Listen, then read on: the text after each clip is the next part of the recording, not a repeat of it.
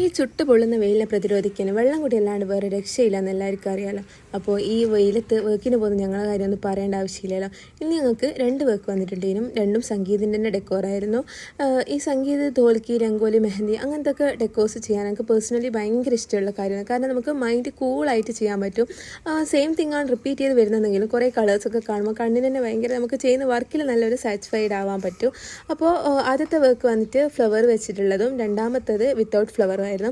അങ്ങനെ ആ 2 വർക്കും നല്ല അടിപൊളിയായി പെട്ടെന്ന് തന്നെ ചെയ്തതിന് ശേഷം എനിക്ക് കുറച്ച് ഫ്ലവേഴ്സ് വന്നിട്ടുണ്ടായിരുന്നു.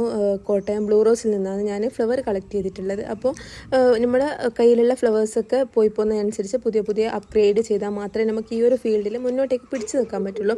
അപ്പോൾ ഈ ഫ്ലവേഴ്സ് വെച്ചിട്ടുള്ള വർക്ക് ഞാൻ അടുത്ത ഒരു വ്ളോഗിൽ കാണിക്കാം. അപ്പോൾ നിങ്ങളെല്ലാവരും സപ്പോർട്ട് ചെയ്യുക, സബ്സ്ക്രൈബ് ചെയ്യുക, ലൈക്ക് ചെയ്യുക, ഷെയർ ചെയ്യുക. ഇത് നിങ്ങളെ ഇവൻ ഫാമിലി ഫ്രണ്ട്സിന് ഷെയർ ചെയ്യുക.